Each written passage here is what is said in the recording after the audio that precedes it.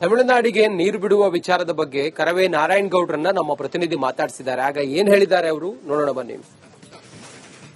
ಕಾವೇರಿ ನೀರಿನ ಕುರಿತು ಇದೀಗ ಸಿಡಬ್ಲ್ಯೂಆರ್ಸಿ ಆದೇಶ ನೀಡಿದೆ. ತಮಿಳುನಾಡಿಗೆ 3,500 ಕ್ಯೂಸೆಕ್ ನೀರು ಬಿಡಬೇಕಂತ ಇದೀಗ ತಿಳಿಸಿದೆ. ಈಗ ಈ ಒಂದು ವಿಷಯಕ್ಕೆ ಕರವೇ ನಾರಾಯಣಗೌಡ ಒಂದ್ ಕಡೆ ಸಿಡಿದಿದ್ದಾರೆ, ಒಂದ್ ಕಡೆ ಹೋರಾಟಕ್ಕೆ ಮುಂದಾಗ್ತಿದ್ದಾರೆ.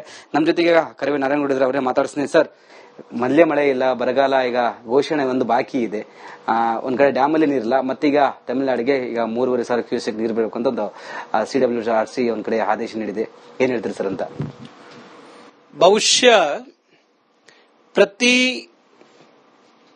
ಕೇಂದ್ರದ ಕಾವೇರಿ ನಿಯಂತ್ರಣ ಸಮಿತಿ ಇರಬಹುದು, ಇಲ್ಲ ಕಾವೇರಿ ನೀರು ನಿವಾರಣಾ ಪ್ರಾಧಿಕಾರ ಇರಬಹುದು, ಈ ತರದ ಏನಾದರೂ ತೀರ್ಪುಗಳನ್ನು ಕೊಡುವಾಗ ಕರ್ನಾಟಕ ರಾಜ್ಯಕ್ಕೆ ಒಂದು ನಿಯೋಗವನ್ನ ಕಳಿಸಿ ಇಲ್ಲಿಯ ಪರಿಸ್ಥಿತಿಯನ್ನ ನೋಡಿ ಆಮೇಲೆ ಇಂಥ ಆದೇಶಗಳನ್ನು ಮಾಡಿದ್ರೆ ಅದಕ್ಕೆ ಒಂದು ಬೆಲೆ ಇರುತ್ತೆ, ಅದಕ್ಕೆ ಒಂದಿಷ್ಟು ಪರಿಹಾರವನ್ನು ಕೊಡಲಿಕ್ಕೆ ಸಾಧ್ಯ ಆಗತ್ತೆ.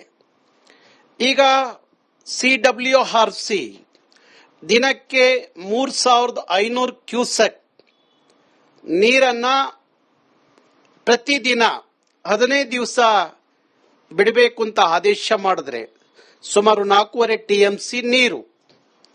ಇವತ್ತು ನಮ್ಮ ಯಾವ ಡ್ಯಾಮುಗಳಲ್ಲೂ ಸಹ ನೀರಿಲ್ಲದೆ ಹೋದಾಗ ಎಲ್ಲಿಂದ ನೀರು ಕೊಡಲಿಕ್ಕೆ ಸಾಧ್ಯ ಆಗುತ್ತೆ? ಕನಿಷ್ಠ ಪರಿಜ್ಞಾನ ಇರಬೇಕಾದಂತ ಸಿಡಬ್ಲ್ಯೂಆರ್ಸಿಗೆ ಅರ್ಥ ಮಾಡಿಸುವಂತ ಕೆಲಸವನ್ನ ರಾಜ್ಯ ಸರ್ಕಾರ ಮಾಡಬೇಕಾಗತ್ತೆ. ಇವತ್ತು ಬರಗಾಲ ಕರ್ನಾಟಕದಲ್ಲಿ ಭಾರಿ ದೊಡ್ಡ ಬರಗಾಲಕ್ಕೆ ಮುಂದಾಗಿದೆ. ನಾವು ಕೇಂದ್ರದ ಮುಂದೆ ಹೋಗಿ ಕೈ ಚಾಚ್ತಾ ಇದ್ದೀವಿ, ಬರ ಪರಿಹಾರ ಕೊಡಿ ಅಂತ.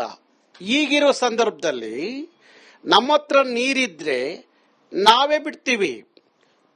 ಹೋದ ಬಾರಿ ಇದೇ ಕಾವೇರಿಯ ಸಂದರ್ಭದಲ್ಲಿ 250 TMC ಕೊಡಬೇಕಾದಂತ ಸಂದರ್ಭದಲ್ಲಿ ಸುಮಾರು 300ಕ್ಕೂ ಹೆಚ್ಚು TMC ನೀರನ್ನ ತಮಿಳುನಾಡಿಗೆ ಬಿಟ್ಟಂತ ಉದಾಹರಣೆ ಇದೆ.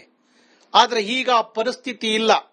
ನಮ್ಮ KRS ಇರ್ಬೋದು, ಮತ್ತೆ ಕಬಿನಿ ಇರ್ಬೋದು, ಆರಂಗಿ ಇರ್ಬೋದು, ಯಾವ ಡ್ಯಾಮುಗಳಲ್ಲೂ ಸಹ ಇವತ್ತಿಗೆ 4.5 TMCಯನ್ನ ತಮಿಳುನಾಡಿಗೆ ಬಿಡುವ ಮಟ್ಟಕ್ಕೆ ನೀರಿಲ್ಲದ ಕಾರಣ ರಾಜ್ಯ ಸರ್ಕಾರ ಈ ಆದೇಶವನ್ನ ತಿರಸ್ಕರಿಸಬೇಕು ಅಂತ ಹೇಳಿ ನಾನು ಮನವಿ ಮಾಡ್ತೀನಿ.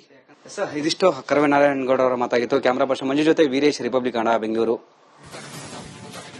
ರಾಜ್ಯದಲ್ಲಿ